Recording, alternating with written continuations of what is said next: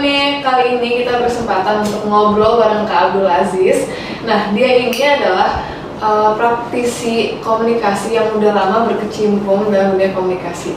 Yaudah guys, kita langsung aja kita ngobrol-ngobrolnya karena Kak Aziz udah datang ke studio kelasunic.com.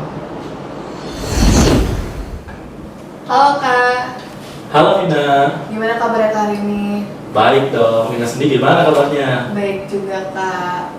Sebelumnya thank you banget nih Kak udah mau datang hari ini buat ngobrol-ngobrol sama aku, sama sahabat Unik juga. Thank you banget ya Kak Aziz ya. Oke, dengan senang hati dong. Senang juga kok bisa ketemu sama Vina di sini. Oke, ya Kak, aku pengen nanya nih seputar tentang komunikasi. Kebetulan aku dengar-dengar nih dari burung-burung di udara. Oh, bisa terbang dong? Bisa dong. Katanya nih kakak nih praktisi komunikasi. Nah, aku pengen tahu nih sedikit tentang komunikasi itu apa sih? Nah, simpelnya saat ini kita juga lagi berkomunikasi. Atau mungkin Nina pernah ditembak sama cowok? Pernah. Nah, itu juga bagian dari komunikasi. Terus respon Nina gimana pas ditembak? Respon aku yang bilang iya sih. Gimana? Apa berbunga-bunga atau malah cemberut?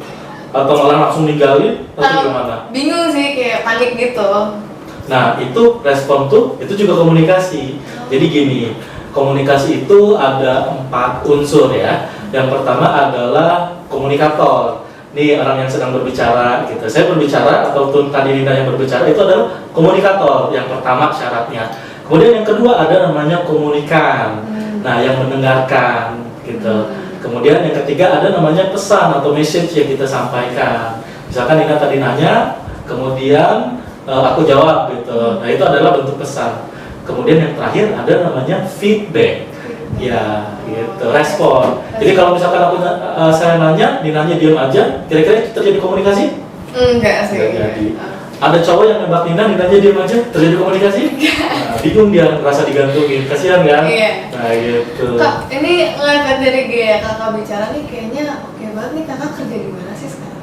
Sekarang kebetulan saya adalah sebagai seorang pengajar, kemudian juga saya sebagai praktisi komunikasi yang tadi Nina sampaikan. Memang senang sih dari dulu di 2009 gitu kan masuk di kampus komunikasi, masuk di UIN jurusannya komunikasi gitu. Kakak sekarang emang ngajarnya tuh di mana? Kalau ngajar sekarang di BSI. Di BSI. Tahu kampusnya? Tahu. Keren banget ya Kak ya. Oke. Oh ya Kak, aku juga pengen nanya nih. Komunikasi tuh jenis-jenis tuh ada apa aja sih? Kan ada yang stratkom, ada yang macam-macam kan. Apa aja sih? Banyak. Pertama, komunikasi yang sifatnya personal ya. Komunikasi yang personal. Contoh, misalkan Nina ketemu sama Juno misalkan ya. Juno, dari mana aja lu? Udah lama gua gak lihat ya Pak hidung lu misalkan. Bilangnya gua lu. Kira-kira dalam konteks komunikasi personal boleh nggak kayak gitu? Personal kayak boleh sih ya, karena aku personalnya kayak gitu juga. Iya, boleh nggak? Boleh. Gak ada yang salah kan? Gak ada yang salah. Nah, itu yang pertama, komunikasi personal. Saya ketemu tuh, kemana aja lu? Buset, baru muncul kali gini ya. Wah, ini gampang gitu. Yang penting orang yang menerima informasi itu bisa menerima. Orang menerima pesan itu bisa menerima. Berarti lihat orangnya dulu gimana ya? Iya, itu dalam konteks personal gitu. Kita lihat orangnya kayak gimana nih. Kalau misalkan orangnya, dia pengennya orangnya saklek, ya kita gayanya juga menyesuaikan. Dasar apa lu lah? Jadi ada gitu. Sama orang lawan bicara kita ya? Iya, itu yang pertama, komunikasi personal. Kemudian yang kedua ada namanya komunikasi romance. Ya, ketika misalkan tadi siapa namanya Juna ya, misalkan tadi Juna, kemana aja lo gitu. Begitu misalkan udah jadian, nah biasanya bilangnya jadi aku, kamu gitu. Ada yang bilangnya ayang beb. Gitu. Nah, kira-kira jadi berubah gitu. Tadi gue bilang gua lu bangsat lo gitu misalkan. Sekarang juga ada yang bilang ayah bunda. Ada yang bilang ayah bunda. Gitu kan, why not gitu. Ada yang juga bilang ya banyak ya ayam beb dan lain sebagainya. Itu is okay gitu dalam konteks romance. Dia dengan pasangannya, yang penting pasangannya merasa happy, merasa bahagia gitu, merasa nyaman gitu. Nah, itu yang kedua gitu. Kemudian yang ketiga ada namanya komunikasi parents. Ya gitu. Nah, ketika dia udah berkeluarga gitu kan, dia punya anak. Nah, Betul, tadi ada namanya ayah, bunda, ada yang namanya nak gitu, ada yang namanya daddy, ada yang namanya papi, mami gitu. Itu dalam konteks parents ya. Nah, kita harus belajar kan dalam konteks itu natural ya, alamiah. Nah, selanjutnya ada komunikasi advertising gitu. Ketika orang beriklan dengan baliho, misalkan dengan backdrop gitu. Nah, kalau ini biasanya non verbal ya, karena kita cuma bisa ngebaca. Nah, itu. Ada lagi jenis komunikasi language ya, atau bahasa ya. Karena ketika kita berbicara dengan orang, nah kita harus tahu dulu nih orang ini dari mana gitu. Mana ya? Iya. Kalau misalkan kita nggak tahu, lebih aman pakai bahasa Indonesia. Tapi kalau misalkan dia dari Malaysia, lalu tuan-tuan di sini saya nggak cakep macam mana cara kita, nah kita gimana, harus bisa menyesuaikan dong. Iya, betul. Nah maka mau nggak mau kita harus kuasai bahasa Inggris supaya pesan yang kita sampaikan bisa. Ya, bisa dia ngerti lah. Nah, bisa diterima. Dia misalkan orang Sunda atau dia orang Jawa, Jawanya Jawa medok, dia nggak bisa bahasa Indonesia. Nah, gimana coba komunikasinya? Iya, bahasa pakai dia nggak bisa bahasa Indonesia. Iya. Ya, gimana komunikasinya? Berarti aku harus belajar bahasa Jawa dong. Nah, mau nggak mau, kalau nggak mungkin sekarang karena udah canggih ya, bisa kita lihat Google dulu apa yang kita pengen nanyain gitu. Nah, seperti itu. Kemudian, nah itu semua dari language, kemudian advertising, romance, parent, kemudian juga ada personal. Nah itu biasanya bisa natural gitu, alamiah. Tapi ada yang terakhir, ada namanya komunikasi public speaking. Nah ini sebenarnya yang perlu diperhatikan. Jadi kayak seminar-seminar gitu tuh biasanya public speaking berarti ya? Yes. Nah gitu. Public speaking itu bagaimana kita bisa menyampaikan sebuah pesan di hadapan banyak orang. Gitu, dan pesan tersebut bisa diterima dan memberikan feedback sesuai dengan apa yang kita harapkan. Gitu. Berarti itu kakak selama kuliah tuh dipelajari semua atau dikupas tuntas abis? Iya, dikupas tuntas. Nah, oh ya kak, aku juga pengen nanya nih, kan buat masuk ilmu komunikasi ada nggak sih hal dasar yang harus kita pelajari dulu sebelum kita masuk ke dunia ilmu komunikasi di perkuliahan nanti gitu? Oke, kalau pengalaman saya gitu, saya nggak belajar dulu, saya suka dulu.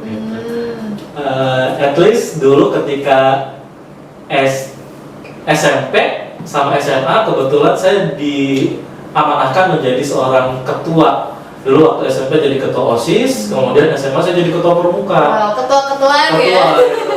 Emang ketuaan ya? Emang ketuaan gitu. Nah, enggak ya. Dulu waktu jadi ketua OSIS mau nggak mau kan gitu kan, kita harus bisa memimpin rapat dari lingkup yang paling kecil gitu.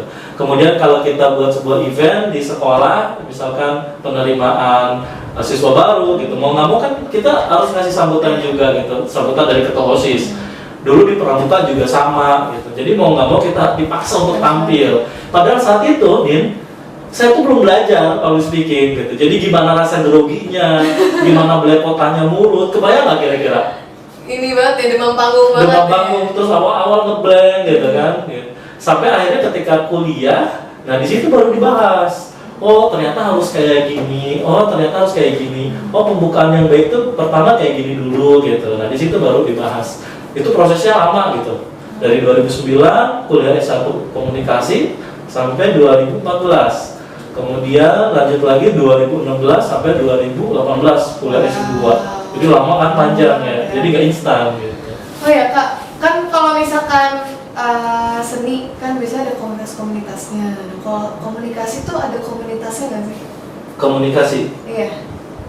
Kalau komunitasnya biasanya orang yang dia hobi, dia komunikasi itu kan cabangnya banyak ya. Kalau di Ilkom ada broadcasting, gitu, ada advertising, ada jurusan ilmu komunikasi itu sendiri. Ada sekarang yang terbaru itu desain komunikasi visual. Nah itu juga masuk ke komunikasi. Nah biasanya dari cabang yang digeluti tersebut biasanya dia membuat komunitas-komunitas sendiri gitu. Ya, komunitas desain komunikasi visual. Mereka mungkin bisa share project gitu kan, share informasi kalau misalkan ada kegiatan pelatihan, ada kegiatan bakti sosial, biasa seperti itu. Kak, sebenarnya kalau belajar komunikasi sendiri tuh susah nggak sih? Atau tergantung orang masing-masing? Dibilang susah sih selama kita enjoy ngejalaninnya, gampang-gampang aja. Karena pada prinsipnya nggak ada orang yang nggak bisa komunikasi. Termasuk, mohon maaf ya saya bilang, orang yang nggak bisa bicara tuh Disable ya? nah, difabel dalam arti yang nggak bisa berbicara, tunawicara, dia tetap bisa menyampaikan informasi. Buktinya apa?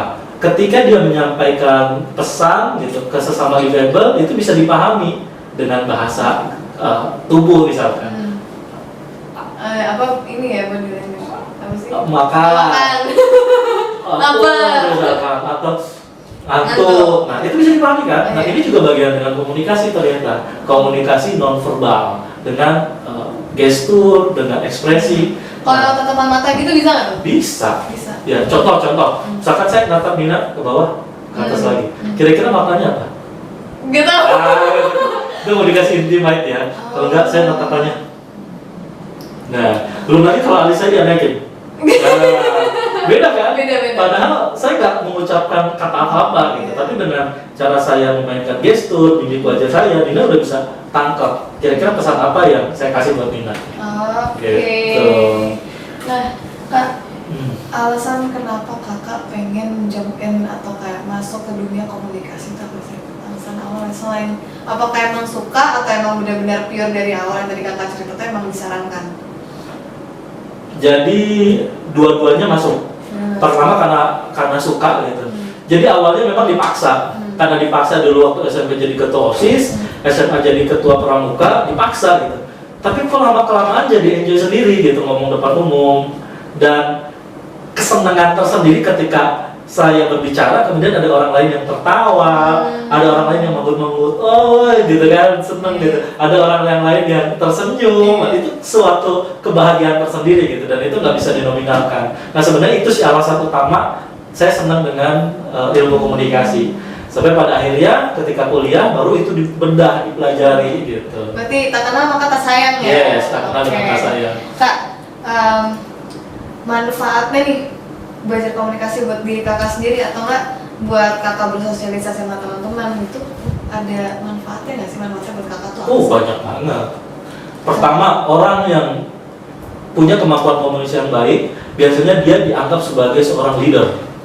Nah kalau misalkan sekarang Nina masih kuliah atau masih SMA nih? Baru mau kuliah. Baru mau kuliah, oke. Mungkin Nina tahu juga ketika ada di satu ruangan, misalkan di kelas Nina lagi belajar, nah pasti di situ yang jadi ketua kelasnya orang yang ngocol. Ngocol itu dalam arti dia banyak komunikasi gitu. Nah, karena komunikasi ini penting ya, menyambungkan informasi dari murid ke guru. Coba kalau dia cara komunikasinya salah, fatal kan? Iya. Nah, belum lagi ketika misalkan Nina gabung di komunitas. Orang yang punya kemampuan komunikasi lebih, dia biasanya menjadi pembeda gitu, menonjol. Ya. Belum lagi kalau kita bisa komunikasi, kita bisa tampil every moment, kapan aja gitu. Jadi kalau misalkan kita disuruh ngomong sekarang oke, besok lagi oke, fleksibel gitu. Jangan saya, nggak kayak gitu. Nah, buat ngadepin orang yang kayak jangan saya yang grogi, kayak nggak misalkan dipanggil guru, coba kamu jawab, ini gimana tuh cara ngatasnya? Ceburin aja, mau nggak mau dipaksa. Gitu. Karena sebenarnya kita tuh akan lebih mudah merangkai kata untuk berkomunikasi ketika memang mental blocknya udah dikalahin dulu. Rasa kekhawatiran, rasa ketakutan. Jadi sebenarnya yang menjadi pembatas utama itu adalah cara berpikirnya, mindsetnya, mental blocknya yang terlalu kuat. Kalau saya nanti ngomong saya diketawain gimana? Kalau nanti saya ngomong ada orang yang lebih tahu dari saya gimana? Kalau misalkan saya ada ngomong, saya nggak didengerin atau diketahui orang gimana? Jadi harus ada dorongan ya? Nah, harus ada dorongan. Oke, oh ya, Kak, aku mau nanya ini mungkin agak luar konteks ya, cuman kan aku suka komunikasi nih sama orang kan. Nah, caranya biar orang tuh mendengarin aku tuh gimana sih? Kan kadang tuh banyak orang yang suka pengen didengerin doang, cuman dia nggak mau dengerin aku, cara tuh gimana sih? Nah, biasanya orang itu akan interest dengan kita ketika memang ada hal menarik dari topik yang kita bahas. Nah, supaya kita tahu apa pembahasan yang paling cocok untuk lawan bicara kita, maka kita harus survei dulu. Kita ada namanya pre-interview dulu. Kita interview. Kita harus tahu nih, misalkan apalagi kalau itu urusan bisnis ya, kita pengen ketemu dengan klien. Nah, kalau bisa kita harus cari informasi dulu. Kira-kira klien yang nanti akan Nina ketemui, dia tuh suka apa sih? Nah itu bisa menjadi topik awal pembahasan. Gitu. Karena biasanya orang kalau memang dia udah senang terhadap satu topik pembahasan, itu biasanya ngalir, betul nggak? Antusias gitu. Ya, Nina misalkan senangnya apa? Aku nongkrong sih. Nongkrong, ya nongkrong udah pasti. Iya, pasti. Ya, yang jadi lifestyle, apa hobi lah atau apa hobinya kira-kira? Hobi kulineran. Nah, kulineran. Nah ini bisa jadi topik pembahasan. Wih, makin seger aja, kayaknya habis kulineran nih, gitu. Gitu. Nah, terus Nina bilang, iya nih habis gitu kan. Terus emang kulineran ada kulineran apa yang baru di sana gitu. Tempatnya gimana? Asik gak kira-kira? Asik ya. Berarti go with the flow aja ya? Iya, go with the flow, dan kita harus untuk first impression kita harus tahu kira-kira dia senangnya apa. Oke deh Kak, thank you banget nih Kak buat ngobrol-ngobrol nih. Udah jauh-jauh ya tadi dari mana? Sawangan ya? Dari Sawangan kesini lumayan 1 jam, iya. Thank you banget ya Kak. Oke sahabat unik, itu tadi pembicaraan kita dengan Kak Abdul Aziz. Semoga bermanfaat untuk sahabat unik di rumah. Pantau terus ya kelas unik.com. See you next time.